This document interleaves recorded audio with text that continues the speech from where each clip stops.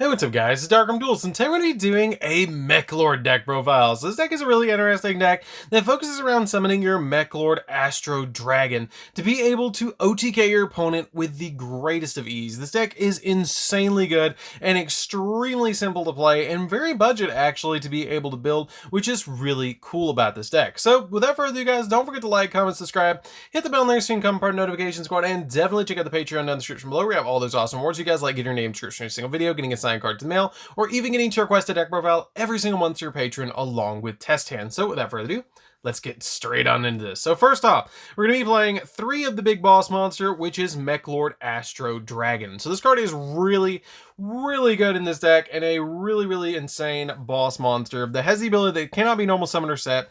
It must be special summoned by its own effect from your hand by banishing 3 Meklord monsters with different names from your graveyard, and then once per turn, when this card declares an attack, you can look at your opponent's extra deck and equip 1 monster from it to this card, and then this card gains attack equal to the combined original attack of the monsters equipped to this card.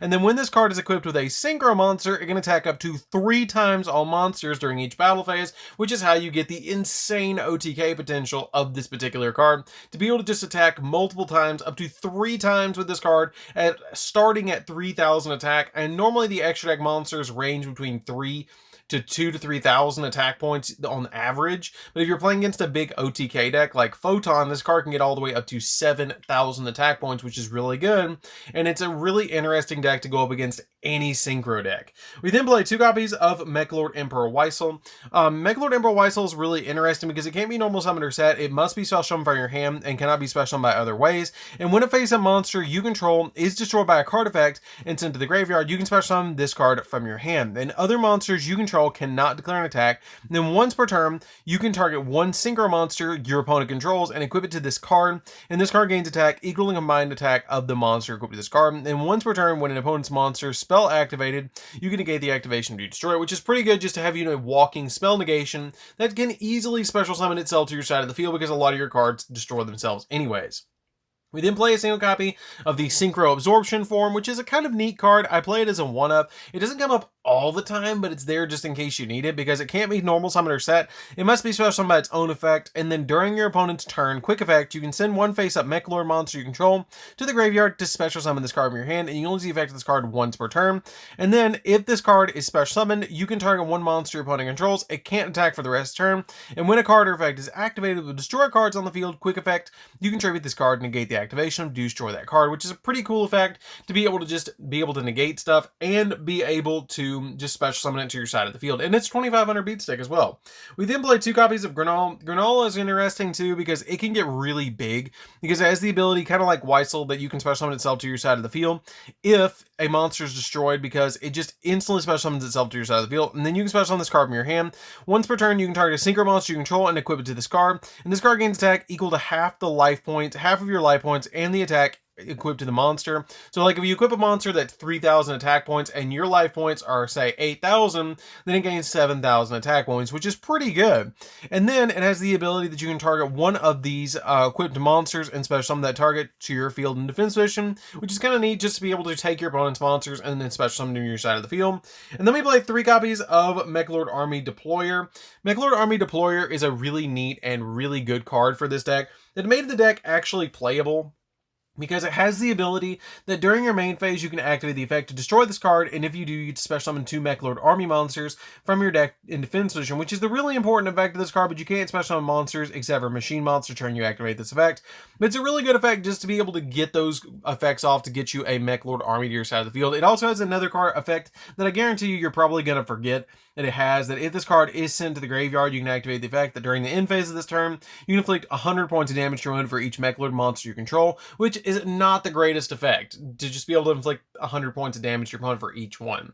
We then play 3 copies of the most important card in the deck, and that is 3 copies of Meklord Nucleus Infinity Core. This card is extremely important for this build, as important probably as the boss monster down there, because this card has the ability the first time this card would be destroyed by battle each turn, it is not destroyed, and you can only use the following effect this card once per turn.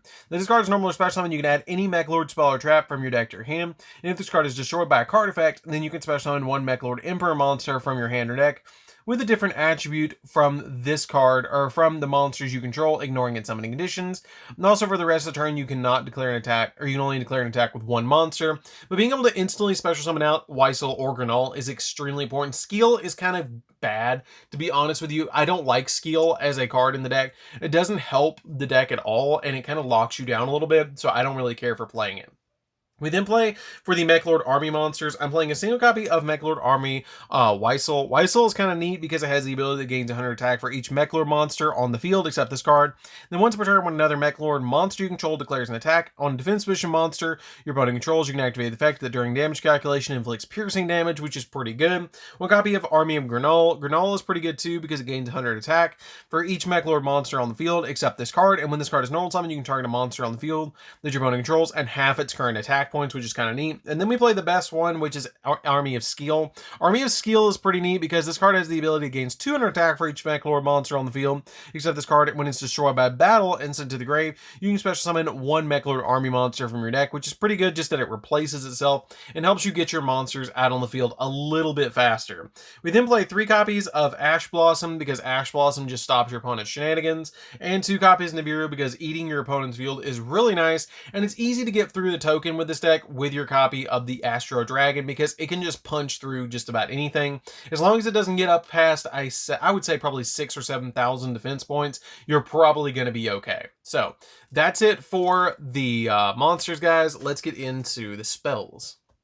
So for the spells, we're going to be playing 2 copies, or 3 copies of Pot of Extravagance. You never play 2 copies of Pot of Extravagance, let's be real. 3 copies of Pot of Extravagance is just going to help you draw in the deck because you don't really care that much about the extra deck. You have a couple of cards that are nice to play in the extra deck, but you don't necessarily need them.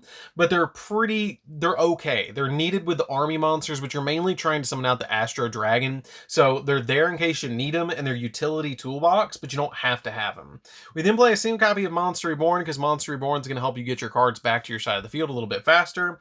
1 copy of One for One because Infinity Core is extremely important in this build. 2 copies of Limiter Removal. Limiter Removal is going to help you out a lot because it's going to double the attack of your Astro Dragon because it's actually a machine. Because it's just going to help you out a lot overall in the deck because being able to attack with the Astro Dragon is just insanely good, and then be able to attack 3 monsters and take an opponent's monster out of their extra deck. If you do hit a Synchro monster, which if your opponent's just playing Gamma in their deck and you hit the Omega that's in their extra deck, it's pretty much game over because it's going up to 30 or 58, and then you have the copy of Limiter Removal that's going to double that, which is going to bring it all the way up to like 11,600, being able to attack 3 times. It's just not a good day for your opponent. We then play 3 copies of Meklord Assembly to round out the spells. Meklord Assembly is a really good card because when this card is activated, you get to add a Meklord monster from your deck to your hand. You can activate the following effects of this card once per turn. You can discard a card to target 1 monster you control and destroy it, which helps out a lot with cards like Nucleus Core to be able to just pop it on your side of the field to get its effect off. Or if this face-up card, or if a face-up Meklord monster you control is destroyed by a battle or by card effect, you can target 1 spell or trap on the field and destroy it, which is also pretty helpful. So that's it for the spells, guys. Let's get into the traps. So for the traps, we're going to be playing a single copy of the Meklord Astro, the Eradicator. This card is kind of neat. I like it as a one-of. You could probably get away with 2 of it if there's anything that you're missing for the deck. You could probably play 2 of this. I like it as a one-of particularly because it lets you target 3 of your Meklord monsters with different names in your graveyard and add them to your hand, or special summon them, ignoring their summoning conditions. Until the end of your next turn, after this card is activated, you can't special summon anything except for machines. And if you control a Meklord Astro monster, you can banish this card from your graveyard, destroy 1 single monster your opponent controls, and if you do inflict damage to your opponent, equal to the original attack of that monster, which is kind of neat. It helps you out a little bit to be able to pop cards against your opponent, so it's kind of okay if you're playing against a synchro deck, but getting those 3 monsters back to your side of the field pretty much just helps you with Xyz plays.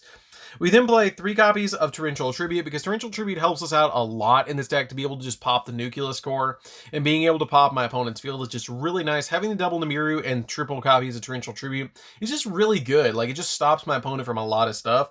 And then I play 3 copies of Infinite Impermanence to round out the main deck. Now the Infinite Impermanence just basically stop my opponent from all sorts of shenanigans, which is why this card is pretty good in this deck, and why I like it as a 3 of in this particular build. Now if you don't want to play the Infinite Impermanence, you can play one more of this and one more copy of Army of Gernal and Army of Weissel. You can play those if you don't want to play the Impermanence and you want to go completely budget on this build. It's totally up to you. I do recommend the Pot of Extravagance because those do help out a lot in this deck, but you potentially could get away with Pot of Desires or even Upstart Goblin just to get you additional cards in your hand, but I really do recommend those in the deck. So that's it for the main deck, guys. Let's get into the extra deck. And like I said, in the extra deck, if there's anything in here that you don't particularly feel like you need, you can drop it because it is an extravagance build, but these are the cards that I do recommend for you guys to play. So for the extra deck, we're going to be playing 3 copies of number 27, Dreadnought Dreadnord. This card is really good because if it destroys a monster by battle and sends it to the graveyard, then during the main phase 2, then you get special summon from your extra deck 1 rank 10 or higher machine monster from your extra deck using this card as a material, which is pretty cool. I like that ability, or it's at the end of the battle phase, and you only use the effect of this card once per turn, and if this phase of card would be destroyed by battle or by card effect, you can detach a material from this card instead. So you usually make this when you know you're going to torrential your opponent, so you can use this card to be able to protect itself, which is super nice. 2 copy of Heavy Armored Train Iron Wolf. Iron Wolf is insanely good in this deck because basically you can use this with your copy of your Astro Dragon to OTK your opponent, because this card lets you target one of your XZ monsters, or target a machine monster you control, and then it can attack your opponent directly. But other monsters you control can't attack for the rest of the turn, which is why I play this card as a 2 of in this deck. 2 copies of Giganta X because it lets you search machine monsters, which is why this is a 2 of in this particular build. You play 2 copies of Super Rail Cannon Gustav Max. Gustav Max just burns your opponent for an additional 2,000 each, which is pretty cool. And then I play 2 copies of the Super Quantum Mech King Great Magius. Great Magius is really good because it's the card I usually go into with my number 27, because you can use this card extremely easily to just go into it for its 2 effect to be able to once per turn during either player's turn during your main phase, detach material from this card, and shuffle one card on the field into the deck, which is a pretty good effect just to be able to shuffle something onto the end of the deck. And plus it has the ability that is a 3600 beat stick, and on top of that, if this card is just really good just to be able to just do that. I mean, it's just an overall amazing card. We then played Double Union Carrier, which Double Union Carrier is really nice. This is actually recorded before the ban list, so if they do hit this card, I do have an alternative already for you guys. If this does get hit, just put Platinum Gadget in 2 of the slots right here. So that's totally fine if you want to change that out. You can change out the Union Carrier for 2 copies of Platinum Gadget and still be fine, because basically what this is just going to do is be able to use it as a machine link monster to get your monsters off your side of the field to go into Astro Dragon. So the Platinum Gadget kind of does the same thing for the deck, except for this kind of equips cards to your Astro Dragon to get it a little bit bigger, but it's overall just a really neat card just to equip other cards to it. And then I played 2 copies of Linkribo. Linkribo are just really helpful because you can use it with your copy of, say, the Nucleus Core, because then you can link it away for Linkribo in a tight spot. So I play the Linkribo as a 2 of. So if there's anything that you want to play in this particular slot, you can drop the Linkribos. Maybe play 2 Juggernaut Libis over the Linkribo. That's totally up to you. It helps OTK a little bit, but it's totally up to you how you play this particular deck. So anyways, guys, this is DarkArmedDuelist. Don't forget to like, comment, subscribe. Definitely tell me what you think of this deck down in the comments down below. It's a really neat deck to play around with. I really like the way that it plays because it's an OTK kind of control-based deck, which is really nice. I like that about the build because you basically get the best of both worlds, where you're able to control your opponent with the hand traps and be able to OTK them with your copy of Astro Dragon, which is an insane good boss monster. But that's it for the deck, guys. Don't forget to like, comment, subscribe, hit the bell on there so you can come part notification squad, and definitely check out the Patreon down in the description below, and we'll see you guys in the next video. See you later, guys.